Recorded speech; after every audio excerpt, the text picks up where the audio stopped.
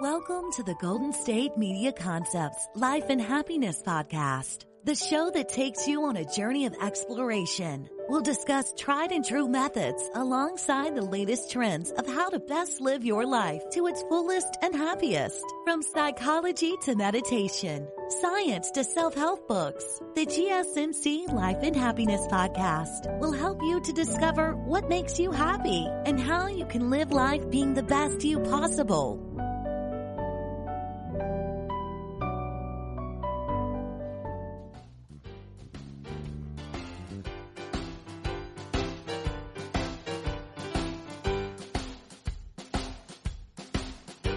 Welcome to the Life and Happiness Podcast brought to you by the GSMC Podcast Network. I'm your host, Melinda Barkhouse-Ross. Over the next hour, I thought we could talk about a few things. And I hope that we can celebrate a few of those things during the COVID-19 global crisis. The experts all seem to be agreeing that things are going to get worse still than they are currently. COVID-19 could even become just a regular part of our seasonal flu season. Hopefully, there will be a new way to inoculate everyone soon, but in the meantime, it's up to us to wash our hands and practice social distancing. And if you've been traveling, it's up to you to self-quarantine for 14 days. If your job is offering an opportunity to work from home, then take advantage of that. I actually read a headline this morning that I'm pretty sure was satire, but it said that Walmart had seen a dramatic increase in the purchases of tops, but that their sale of pants and slacks had gone down dramatically, which is funny because people working from home with the video conferencing from the waist up, you could still wear your pajamas. You get it, right? That's the funny. Also this morning, I read that Alex Ovechkin and Sidney Crosby both support the move to go directly into the playoffs when the NHL resumes. This is something that should underscore this for you, and that is that there are people who are starting to think about the future and what that's going to look like when we get back to some kind of normal in a post-COVID-19 crisis world. Another story that I have absolutely adored and talk about as often as I can is this. This is all information, by the way, that I'm taking right from the New York Times. It was an article written by Sandra E. Garcia. I believe it was on the Today Show or something when I first saw this great information. But the article is called Stuck at Home, Americans Turn to Foster Pets for Animal Companionship. So when the animal care centers of New York City put out a call for applications for its fostering programs, it was hoping to fill about 200 available spots. Now, a spokesperson for the shelter in New York told Garcia that 2,000 people applied. She goes on to say, one of the reasons we found that people were unable to adopt pets, particularly in New York City, is because they're never home. They say that it's not fair to the animal or that they're not able to spend enough time with them, which, let's face it, is an incredibly unselfish thing for people who are thinking about a pet to acknowledge. It's a very unselfish reason to not get a pet. That's awesome. But as the global coronavirus outbreak has happened, people have been preparing to spend more and more time at home over the coming weeks. And some of those people have decided that they don't want to quarantine alone, and they're choosing to foster a pet for some companionship and company. Interesting, I thought. This has long been documented, the mutually beneficial relationship between animals and humans. It really is a two-way street. We get as much from them as they get from us, and it helps the animals feel safe and secured. So over to Wikipedia I went, and I started looking for information about the bond between humans and dogs in particular. What I learned is that the relationship between dogs and humans can be traced back to at least 15,000 years ago. There was a dog that was found buried with two humans. In the United States alone, over 48% of households have a pet dog. For centuries, dogs have been labeled as man's best friend, offering companionship and loyalty to their human counterparts. This is obvious in most homes where dogs are domesticated. Kids and adults have cordial relationships with all kinds of different dogs, be it the Heinz 57 rescue dog or the purebred dog that is a champion. All of the dogs, all of the breeds seem to be welcome around our table, as long as they offer us the spirit of companionship and even friendship. A study in 2003 showed that when humans pet dogs, our bodies actually release a hormone that's associated with not only happiness, but bonding and affection as well. It's the same one that moms experience when they are meeting their babies.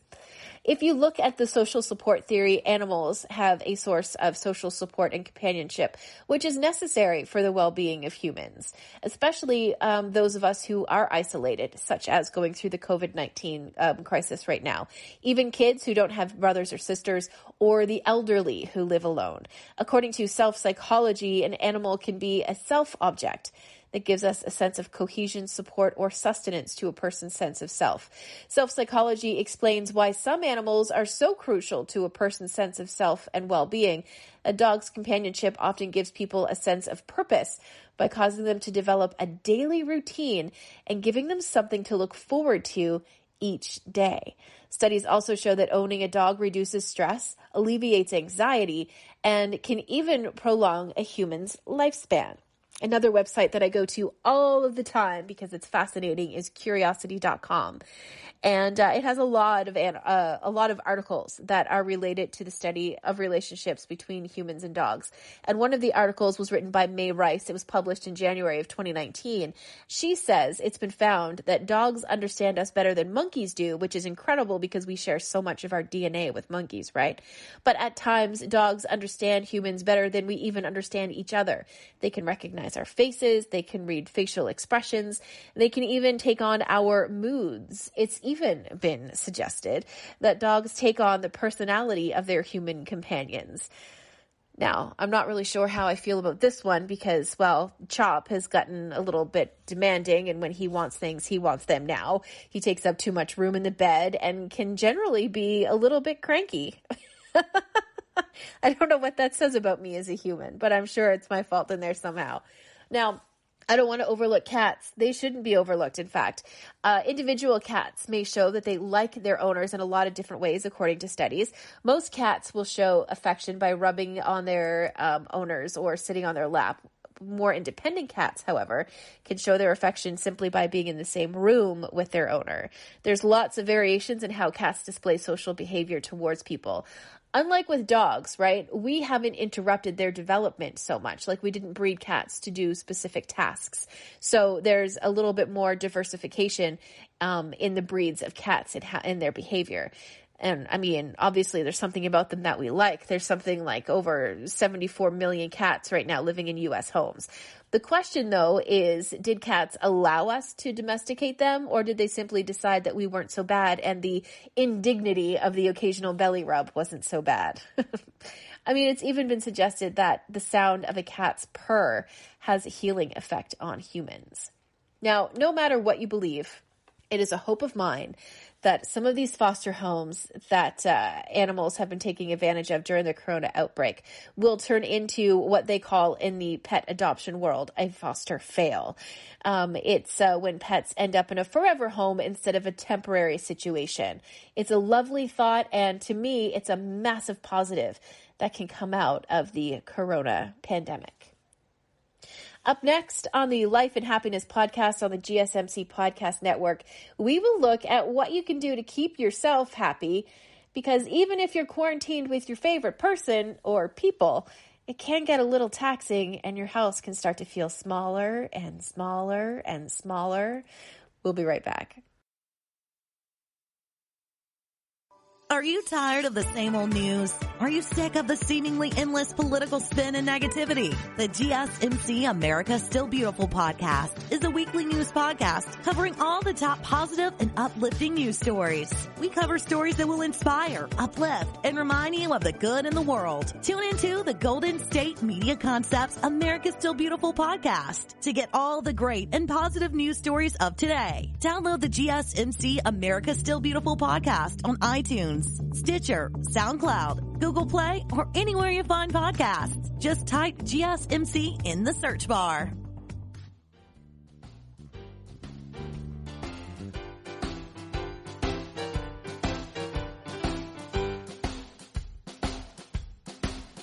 Welcome back to the Life and Happiness podcast on the GSMC podcast network. I'm your host, Melinda Barkhouse-Ross. So you're under quarantine and your significant other is working from home and your kids aren't going to school. This is going to work amazingly well for some. For others, it's going to be a struggle. Truth is that even if we adore people, it can take a lot out of us to be happy with them around us all of the time, especially if you're living in a small space. And when you add the pressure from your kids could try to figure out a way to continue their learning, to keep them entertained, suddenly you're in a very pressurized space. So what could be the answer? Well, I can only tell you for sure the things that have worked for my husband and I. And the answer for us is to go ahead and get a little silly a few times during the day. Just this morning, he stood at the bottom of the stairs, and the challenge he gave me was to cover him as much as possible in the laundry that he was doing while I was working on this podcast. It was just a few minutes of us both being really silly, but it was a few moments of giggles and it was a few moments of joy, and it let some of the steam out of the pressure, right? Thing is that I don't believe humans are supposed to be happy all of the time. I think that's a pressure that we've decided to put on ourselves. And I think almost to a detrimental degree. If the thing you're always looking for is happiness, how do you recognize it when it happens? It almost becomes kind of a unicorn of emotion, right? You spend so much time on the search for it that you could miss the small possibilities that present themselves to you on a daily basis. It could be the joy of seeing your husband clowning around with your kids. It could be that blissful feeling of sunshine on your face. You might step out into the sun expecting euphoria every time, but all you get is a feeling of ease and comfort instead. This doesn't mean that you are in a happiness deficit. It just means that you have something that you can add to something else, and over the span of a day, a week, or a month, you get more happy and you get less sad or less angry. The journey to happiness, I think, and this is purely speculation on my part because I am no expert, but I think the journey to happiness is recognizing the beauty and the joy in things along the path that you're walking. And you add those things together and ask yourself if this is what you think happiness looks like. And if your answer is no, then it's really up to you to either find a different path or decorate the one that you're walking in. Add flowers, add some wind chimes, maybe walk barefoot instead of wearing sneakers, or just change into a fabric that feels better on your skin. I truly do believe that we have the idea of happiness so overcomplicated that it gets lost. And when we get lost, that's when we panic, and that's when those darker and heavier emotions start to settle in.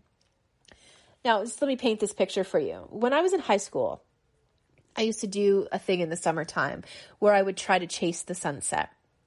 I always ended up in the same spot. It was this little inlet of the ocean. It was by a wooden bridge. The ocean was always calm in this particular spot, and it was just on the other side of one of our major local beaches, and there was almost never anybody there. But I would grab a coffee and I would head out for a drive with my windows down and my music loud, and I would just follow the colors in the sky. It was always stunning. And even though I was always traveling on the same road in the same part of town, the sky always looked a little bit different. A big part of what I lost, I think, when I started to fall into my depression was the simplicity of moments like that. All it took was a full tank of gas, my favorite music, my windows down, and a $2 cup of coffee. And trying to reclaim that particular feeling has been a losing battle. I can't recreate that feeling now. And there's a pressure of trying to force it to happen. I think that happiness is shockingly easy if you can let go of the expectation. If you can let go of trying to plan it, I think that's when you're going to find it. Embrace walking barefoot on the beach. Embrace walking barefoot in your yard while you're watering the grass or the flowers. Embrace those stolen moments with your significant other where you simply stand and feel that feeling of being in love with them. There are so many lists that I can try to tell you about and about how to find happiness. We can go over lists. We can talk about why getting outside and taking a walk is good for you. I mean, the research is there, and it all claims and confirms that a few minutes of exercise in nature can boost your mood and energy levels. Exercise is key to our psychological health. It releases the brain's feel-good chemicals. Right, it absolutely does. That's the science. But those little moments of you just living your life and allowing yourself to feel joy of those little moments without complication, has to be comparable to that, right? Maybe this morning you and your partner had an argument about the dishes not getting done from last night, or maybe your kids were giving you loads of attitude this morning. That's 100% frustrating. And there will be something that they do during the day where if you just could set those frustrations aside, you'll find your way back to moments of peace. Just live in that moment. Forget about what happened in the morning. Forget about that argument. Right where you stand, that is the important moment. One thing that I have learned is that I disagree with this statement. Money can't buy happiness. Okay, it can't directly. You're not going to be able to slide somebody a 20 and feel happy. Maybe you do if you donate to charity. That could be the caveat to that. But it can, money, pay for experiences. Ziplining with your family, an evening out with your significant other, a full tank of gas to chase the sunset, maybe. Money can buy experience. Also, money has the ability to get you out of an obligation or something, a chore that you have to do that you really hate. For example, those of us who live in a snowy climate, shoveling your driveway is the worst, right? So hire somebody to do it next season. Save up a little bit of money over the summer. And when the snowplow arrives to clean out your driveway, stand in the window and enjoy your cup of hot cocoa or your glass of wine while you're wrapped in your bathrobe, being all comfy and cozy and not outside in the blistering cold. Enjoy that. There's going to be some happiness in that, I promise. Also, sometimes a little bit of money can allow you to do good things for other people. And that's going to strengthen your social connections, which are fundamental to our well-being as humans. A little bit of extra money can also buy you your own time. How about this? If you've been trying to carve out, say, 30 minutes for yourself, and you're finally able to do that, consider this. Consider giving that 30 minutes to somebody else. Hang on, I know. But imagine the pet that you have decided to foster during the COVID-19 pandemic while you're at home, spending all of your time at home. That ends and you take your pet back to the shelter. You're feeling a little lonely without them. Your 30 minutes that you have bought for yourself, take yourself down to the shelter, get that dog and take that dog for a walk. You're going to feel happy again. And believe me, that dog is going to be pumped to see you again. Anticipation itself can be something that brings us happiness, or it makes those moments of happiness even better. Looking forward to an experience can make it that much sweeter. Spending months planning a big vacation makes the arrival of the day you leave even more exciting. But don't forget about planned local small outings with your family. Those can have you exercising your happiness muscles too. Clay cafes or paint nights are so fun. And you're going to find yourself smiling. Plus, you're going to have some terrible artwork that you're going to be able to hang on your walls. And it's just a wonderful memory for you to look at and smile every once in a while. Coming up next on the Life and Happiness podcast on the GSMC Podcast Network, we are going to talk about embracing failure. It's not something that you have to be afraid of. And we have a few things that people who always seem to be happy or seem to be very well adjusted, those emotionally intelligent people, there's a few things that they believe beyond a shadow of a doubt, and it might be worth you adopting and applying to your own life. We're going to get into all of that next on the GSMC Life and Happiness podcast.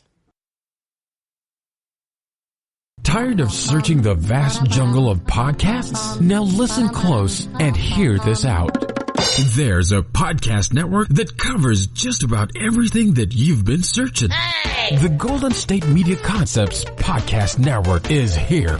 Nothing less than a podcast bliss with endless hours of podcast coverage. From news, sports, music, fashion, cooking, entertainment, fantasy, football, and so much more. So stop lurking around and go straight out to the Golden State Media Concepts Podcast Network. Guaranteed to fill that podcast itch. Whatever it may be. Visit us at www.gsmcpodcast.com. Follow us on Facebook and Twitter, and download us on iTunes, SoundCloud, and Google Play.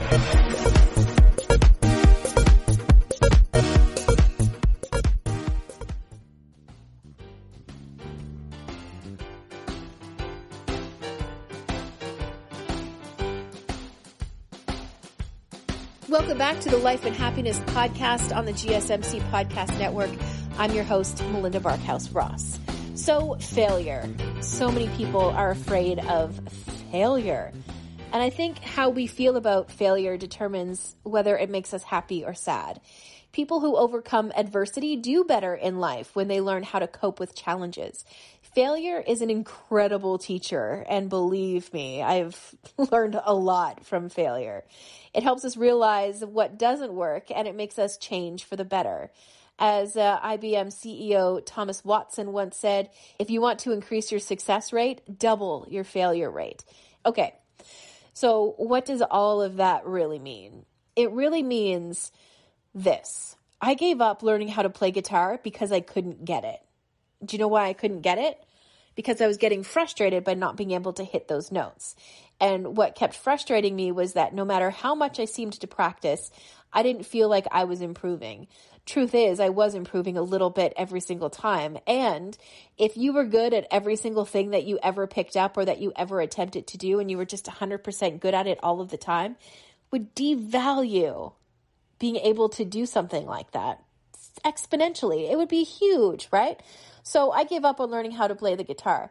That is a failure that I'm not proud of. But what I should have done while I was practicing it, by the way, I sold the guitar, was I should have given myself permission to fail. I should have given myself permission to feel frustrated. And I should have given myself permission to only practice for 15 minutes instead of trying to force myself to practice for an hour. Maybe I would have been a little bit more forgiving on myself, and maybe it's something that I will circle back to eventually. I don't know. Another thing that I think comes out of this embracing failure is to stop comparing yourself to others, because there are things that you do very well that other people cannot do. But what happens is we don't compare ourselves to those people. I'm better at this than she is. What we do is we compare ourselves to people who are better at things than we are. I'm not as good at baking bread as Janet, for example. So we may give up on something that we were really starting to enjoy doing, which would be the baking of bread, because Janet is so much at it than we are. And we just end up with those big air holes in a loaf of bread. So there's not really bread. There's like crust and air. Yeah. I mean, I think that once you're able to stop, you realize that Janet has been baking bread for 20 years. You've been baking bread for a week and a half while under quarantine because of the COVID-19 pandemic. And of course, Janet's going to be better at it. She's got more hours in it than you do. But that doesn't mean that you should ever stop learning or trying or attempting at things. And I think that when we do give up on those things, we defeat ourselves a little bit. Imagine the day where you take that nice, dense, heavy loaf of bread out of the oven and you set it on the counter and you cut it open for the first time. And it's not just a giant pocket of air. It's a wonderful piece of bread, and you put lots of butter on it, probably more than you should, to be honest. And you take a bite of it and it's just full and it's rich and it's delicious. You're going to feel so much accomplishment from that, especially the harder you struggle at getting it right. It's going to make that win all the more sweeter. So stop comparing yourself to others, redirecting attention to our own internal standards for success and making progress based on what's realistic for us instead of getting caught up in how we measure up to others can go a long way. Trust me. One of the things that I know that we talked about a little while ago in the last episode was looking at this time to really start to limit your time on social media and maybe limit the amount of time that you're spending watching the 24-hour news channels as well. You limit your time on social media because it often exaggerates how much better off others are compared with how we might feel ourselves at any given moment. There have been so many studies that show that too much time on social media is usually associated with lower levels of self-esteem, optimism, and motivation. And it can leave people feeling, ironically enough, less socially connected to others. Use it to reach out and, message people, totally. But, don't look at Janet and her perfect loaf of bread and then look at your crust with an air hole in it and get defeated on social media. Don't do that to yourself. Just go ahead with your day and try with the bread tomorrow. If you can find the yeast, why is there no yeast left at the grocery store? It's yeast in toilet paper now that I can't seem to find. What a weird jump that made, huh? Okay. Anyway. By the way, you have your phone in your hand. Why not try using it the old-fashioned way? The next time you're looking at maybe scrolling through social media, go through your contacts instead and find someone to call or FaceTime. The happiness that you get from that authentic connection with another person is going to be a lot better than any comments or likes that you're going to get on social media. And I mean, it's going to be a little bit weird at first because who calls anybody anymore? But I think that that's what makes it even more special. It's like how thrilled you are when you get a handwritten note in the mail. I think it shows more intent and it shows more thoughtfulness than just shooting a message on social media. It's a great idea, though. So we all have people in our lives who are what they call emotionally intelligent or emotionally healthy people. And it turns out that psychologists have been studying these people, and they've identified a pattern of beliefs that they commonly see in people with stable and successful emotional health. There is one caveat, though, and that is that nobody carries all of the beliefs all of the time. And it's certainly not healthy to beat up on yourself for struggling to believe these affirmations. I've been saying it all along. I don't think that it's reasonable for you to expect yourself to feel super ecstatically happy all of the time. I think happiness comes in small doses, and when you string all of those things together and you start to see them for what they are, that's when you're going to start to really find some happiness in your life. Okay, but anyway, we're going to talk about psychologist Dr. Ellen Hendrickson. She has identified these 7 things that emotionally healthy people tend to believe. And these may be things that you can adopt, maybe not. But when you are looking at keeping to your plan, even when the payoff is months or years away, simply resisting the short-term temptation to skip your cycling class for a night of Netflix is going to boost your confidence in your ability to stick to a plan. And that is the first step towards carrying something out. It's called I can stay the course. This is your first affirmation for emotionally healthy people. So I think what this means is they make a decision and they stick to the plan that surrounds that decision. Maybe it's I'm going to spend 6 months working on my cardio.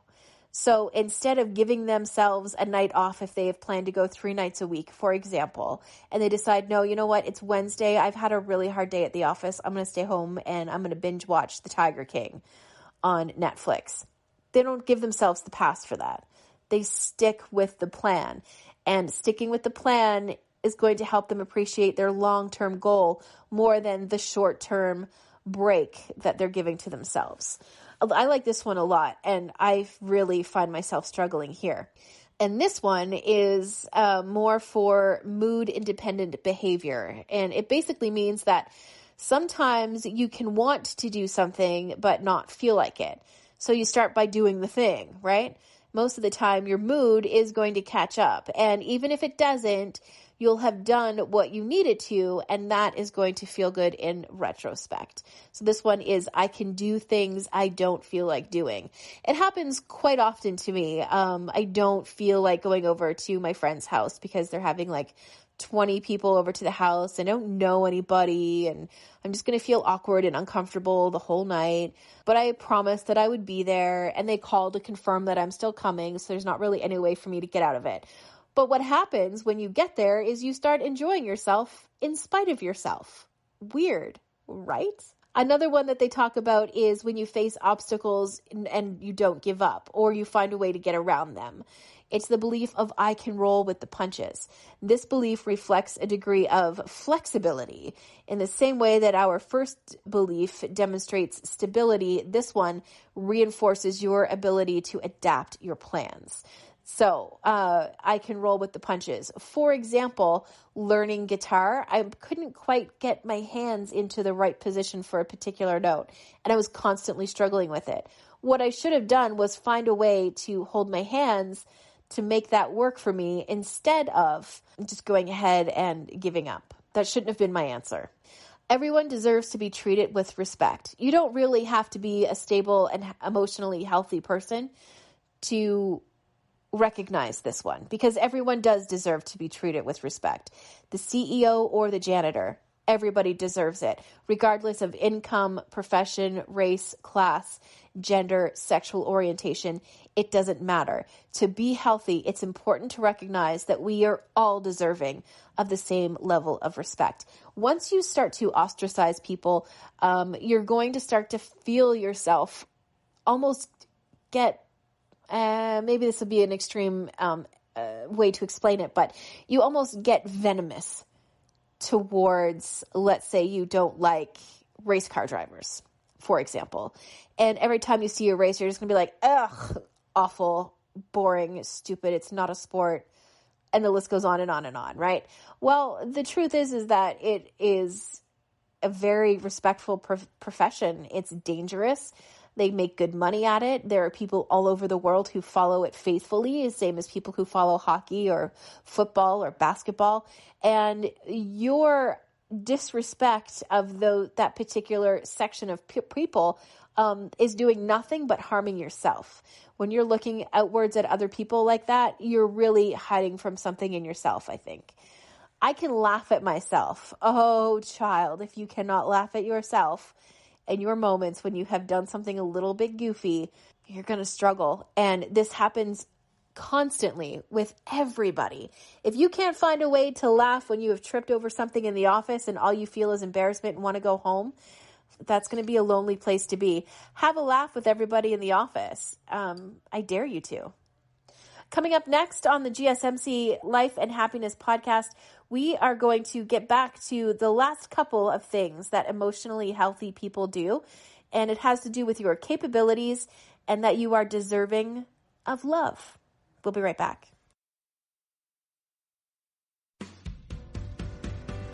The Golden State Media Concepts Travel Podcast, the show that gives you advice on everything travel. We explore places you've always wanted to go, as well as giving tips for traveling in those places. We'll give you advice on the best sites for travel tips, information, and discounts. Join us as we travel the world, explore cultures, and meet new people. The Golden State Media Concepts Travel Podcast has got you covered. Download the GSMC Travel Podcast on iTunes, Stitcher, SoundCloud, Google Play, or anywhere you find podcasts. Just type GSMC in the search bar.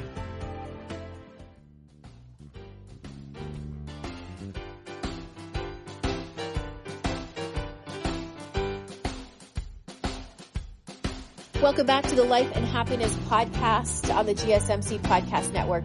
I'm your host, Melinda Barkhouse-Ross. So we were just talking about the 7 pillars of things that emotionally healthy people believe without a shadow of a doubt. And these may be things that you want to start to write down and put on post-it notes on your bathroom mirror.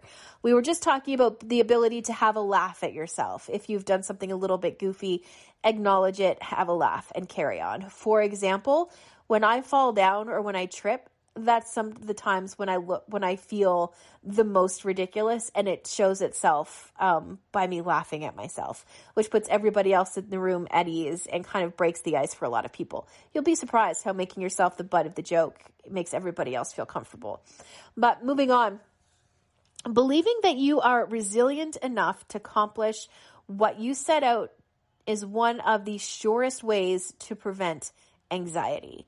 If you visit a therapist, and you should, it's worth the money, you might find that much of the work you do centers on your confidence and your ability to weather any obstacle in the pursuit of your goals. I am capable. I was probably capable of learning to play guitar, but I got in my own head so much, and it just became a stressful, anxiety-fueled time that I was trying to spend by myself. So I stopped doing it. It didn't feel good to me anymore. But if I had flipped how I was feeling about it and believed that I will get this is something, a guitar is not going to get the better of me, I probably would be playing guitar today. But instead of that, I got frustrated. I put my guitar up on Facebook Marketplace and sold it. It was a really cute blue and black acoustic guitar too. Kind of miss it a little bit. Anyway, don't give up on it. You are capable of doing whatever you set your mind to. You just need to have that unshakable faith in yourself. This one is huge, and it's one that I didn't believe after my divorce, is that I can love and I am capable of love. In 1938, Harvard began a long-term study of adult development, which is still going strong, by the way, after 80 years. It had a lot of different directors through the decades, but Dr. George Valiant had the longest tenure, and he boils down what he believed in 5 words. Happiness is love, full stop. That's it. Unbelievable, right? Boil happiness down to 5 little words. Well, I mean, not really little words, are they? But these are all things that it's just a switch in how you're thinking. There is somebody that I know in life who is one of the most authentic, healthiest, seemingly happiest people that I have ever laid my eyes on. When she walks into a room, she lights up this room and everyone gravitates toward her. She just exudes compassion and love and confidence and friendliness and openness. And I think, and I could be wrong, I'll have to talk to her about it sometime, but I think a lot of the reasons for that are because of those 7 things that we just talked about. I bet you she believes that she is capable of all of the things that she tries to take on. I bet you that she is very careful in how she speaks to herself. I bet you that she doesn't internalize external factors and make it a personal thing to her. I bet you that's how she looks at stuff. And what a lucky person to have, that amount of emotional intelligence. I can't wait to get to that point myself. It's been a long time, but we'll see what happens. Basically, it can be tough to really try to rid yourself of harmful thoughts and, switch them into positive, healthy ones. It takes a long time, and it's something you have to keep practicing. Again, therapy is a great thing for any brain, and a professional can help you get into healthier mental habits over the course of quite a few sessions. But it's the thought that just keeps lingering around, and if it's bringing your whole vibe down, then there's something that you have to do to get rid of it. Experts even suggest washing it away. Studies have shown that a shower can go a long way towards ridding yourself of harmful thoughts, and that it's easier to redirect your mental energy after you've gotten all clean. Just remember that when your beliefs change, you may not notice. That's a trip, right? Your beliefs may change, you just might not notice. Does that mean that one day you're going to wake up and acknowledge that you feel happy and satisfied in your life? Maybe. Does it mean that one day you're going to wake up and your heart is going to be full of gratitude and you're going to be thankful for your family and the place that you live? You're going to be thankful for the car that you drive or your ability to take a bus? Does it mean you're going to wake up one day and you're just going to believe that everything is right in the world? That might be wishful thinking. But if it does happen, kudos to you, because you've probably put a lot of work into feeling that way. And you've probably put a lot of work into working on your emotional health and well-being. And it's not an easy thing to do. There wouldn't be entire professions dedicated to these kinds of things if it wasn't something that was achievable or if it was something that was easy. Something else to keep in mind is that people will hit different peaks throughout their lives. And please, just like, kids are supposed to walk by a certain age, don't freak out if you don't hit this at exactly this age, because you're probably fine. But the good news is probably still to come. Do you know what I mean? So people hit different peaks. Your first one apparently is around 2nd grade, when foreign language skills are most likely to take off. So you got a kid in the 2nd grade, start teaching them crazy languages, because that's when it's going to be the easiest for them to learn. An individual's ability to learn new languages peaks at age 7. Or at least before puberty. So this is all according to a study that was done in 2010. Your ability to learn and remember new names peaks later at age 22. Your ability to remember faces, however, doesn't coincide with that skill. It'll be at least another decade before you're able to peak for that. People remember faces best right around the age of 32. This is really interesting too. For the most part, these peak ages were the same regardless of gender. The age at which you'll earn your highest salary has a fairly large gender discrepancy. Women will reach their peak salary at age 39, while men do it at 48. But both genders peak arithmetic skills at age 50. The following year, at age 51, is when people are best at the understanding of emotions of others. Peak vocabulary occurs at 69. Peak happiness with your body is at 74. It should be at 21, shouldn't it? But it's at 74. And last on the timeline is peak psychological well-being, which is reportedly reached at age 82. There's one quality, though, that peaks twice in your life, and that is your overall life satisfaction. A study found that it peaks at age 23 and again at age 69. So that's something to look forward to right there. And again, if you are like, oh man, I'm at 32 and I am not any better at remembering faces, that's fine. It could happen for you at 34. Maybe it happened for you at 28. These are just, things that studies had found over the years. So what I'm trying to say is that your ability to become emotionally stable or your ability to become emotionally intelligent doesn't necessarily have to happen right now. It's something that you're going to work on, and it's something that you're going to work towards. You just have to make sure that you don't give up on believing that you can do it, because once you don't believe anymore, that's when the trouble starts. Coming up after the break, we are going to talk about the 3 things that you can do to boost your emotional intelligence, according to a neuroscientist.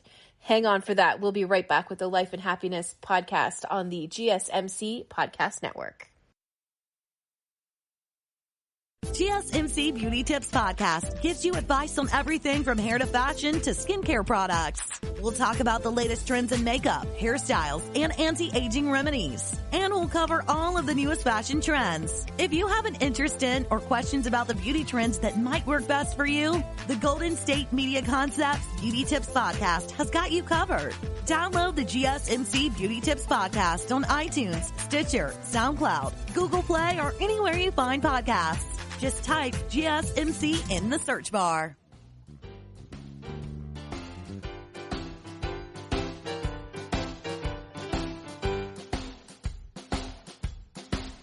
Welcome back to the Life and Happiness podcast on the GSMC Podcast Network. I'm your host, Melinda Barkhouse Ross. So, emotional intelligence isn't for acing the SATs. Emotional intelligence is what will shape you into a functional, sympathetic, well-adjusted human adult. It sounds like a lot, right? It's casually called EQ, and it's the ability to identify and manage your emotions and the emotions of others. If all you know is happy, sad, and angry, then buckle up, baby, because you are in for an EQ crash course, and you'll feel like someone feels, and you'll feel some feels. Okay, so this is all, again, taken from Curiosity.com, and it was written by Joni Folletto in 2017 in September. So EQ is actually gaining a lot of popularity among companies. It's the fastest growing job skill, actually, that hiring managers are looking for. They even value it more than IQ, according to the World Economic Forum's Future of Job report. Emotional intelligence will be one of the top 10 job skills this year. It's what all the hubbub is over about being emotionally in tune. People with high EQ understand and sympathize with others, making them better and more thoughtful team players. So boosting your EQ may mean stepping outside of your comfort zone for a bit. For example, until recently, a long-held assumption stated that all emotions fell into one of 6 larger emotional buckets: happiness, sadness, anger, surprise, fear, and disgust. Think Pixar, right?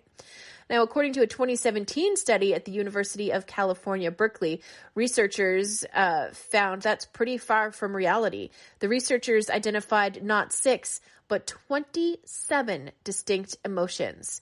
And here they are: amusement, awkwardness, adoration, admiration, joy, awe, craving, aesthetic appreciation, calmness, entrancement, nostalgia, confusion, anxiety, fear, horror, disgust, sexual desire, romance, anger, pain, sadness, surprise, relief, excitement, interest, satisfaction, and boredom.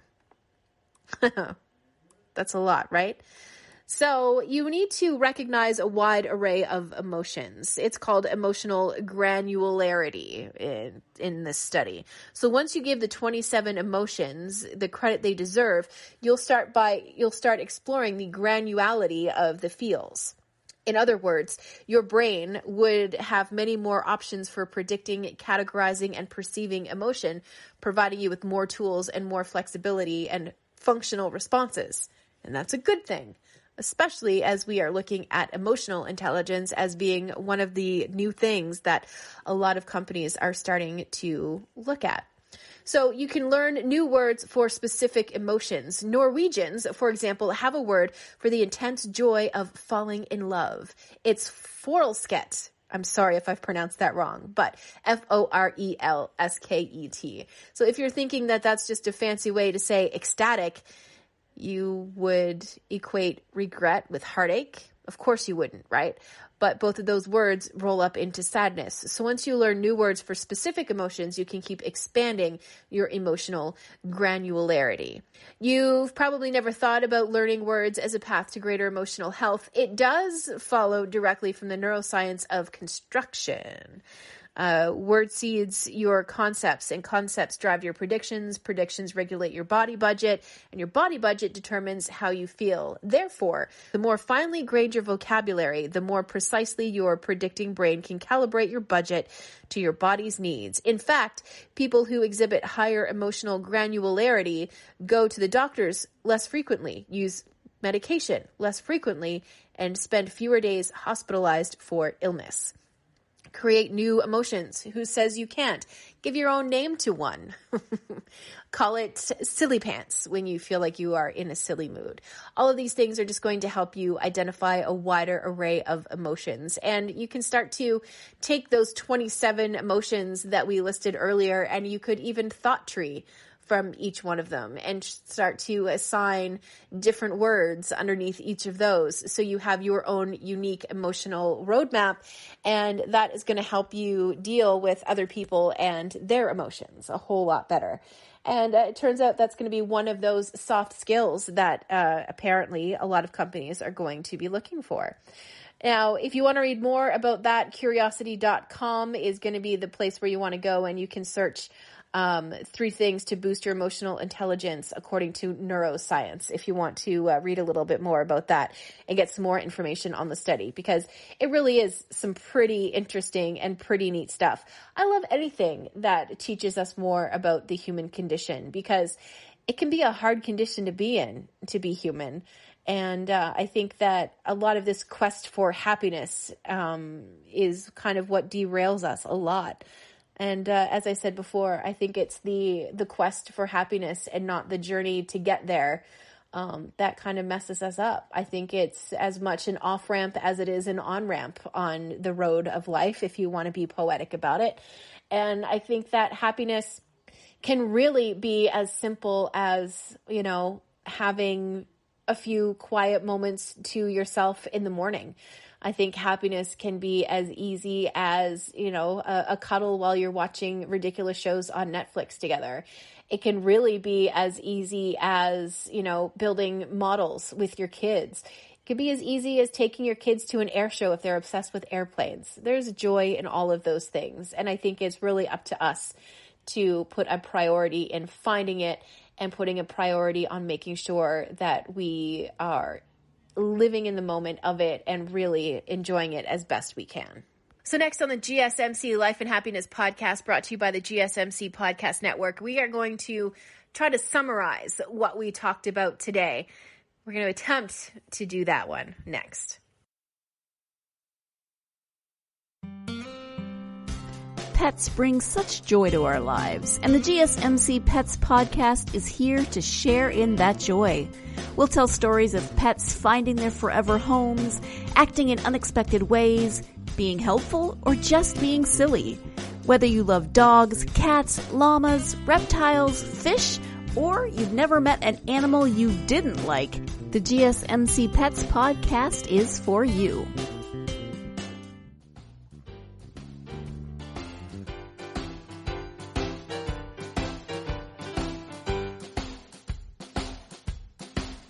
Welcome back to the Life and Happiness podcast on the GSMC Podcast Network. I'm your host, Melinda Barkhouse-Ross. So today we talked about how a lot of the animal shelters put out calls for foster homes during the COVID-19 crisis, and how people showed up in droves to give foster homes to a lot of those animals, and how I suspect there will be a few foster fails in there, which is a good thing to fail at, by the way, because it means that you now have a pet that you love and adore and feel a connection with, and they're going to give you back all of that love and adoration right away. And it's a beautiful thing. And I applaud anyone who adopts cats, dogs, rabbits, hedgehogs, ferrets. You'd be surprised what you can find at an animal shelter. Plus, when you adopt an animal, you are making room for another animal to come into the rescue, and you're saving some lives there as well. So hats off to everyone who signed up as part of foster care programs. And here's to hoping that if this foster isn't a foster fail for you, maybe you'll try again. And maybe that one will be the foster fail. Again, that's a good thing. We talked about those emotionally healthy people and the 7 things that psychologists say they all believe in. And it really has put into perspective some of the people that I know in my life who seem to be consistently happy, consistently joyful. And it's going to lead to some interesting conversations the next time I get a chance to have a glass of wine with them and really sit down and chew the fat, as it were. We talked about how you don't have to be in a rush to be at peak happiness or peak satisfaction with your appearance or peak satisfaction with remembering names or faces, because you have peaks and valleys all through your life, according to scientists. And we also talked about the 3 things that you can do right now to boost your emotional intelligence. And this is all according to a neuroscientist, somebody who knows what they're talking about, honey. And they said that a lot of time has been spent putting everything that we know about emotions and feelings into a couple of buckets, like happy, sad, and angry. But in fact, there are many more than that. There's actually 27 different and distinct emotions. So you can take your happiness, sadness, anger, surprise, fear, and disgust, and add a whole slew of new ones to that, right from amusement and awkwardness, all the way to satisfaction, all the way to romance, all the way to entrancement, and even nostalgia. It really makes me excited for what the Inside Out sequel is going to be about. Maybe there will be more people moving into the headquarters. Could be interesting. Anyway, it's been a slice. I hope you're holding up well during the COVID-19 quarantines and isolation and social distancing.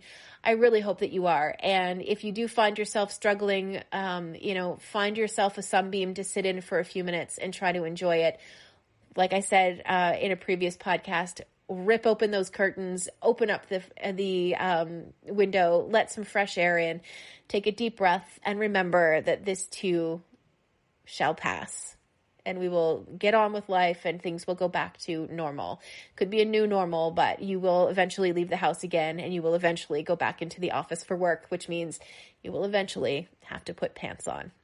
So until next time with the GSMC Life and Happiness podcast, I'm your host, Melinda Barkhouse-Ross. You've been listening to the Golden State Media Concepts Life and Happiness Podcast, part of the GSMC Podcast Network. You can find the show and others like it at www.gsmcpodcast.com. Download our podcasts on iTunes, Stitcher, SoundCloud, Google Play, or anywhere you find podcasts. Just type in GSMC to find all of our shows.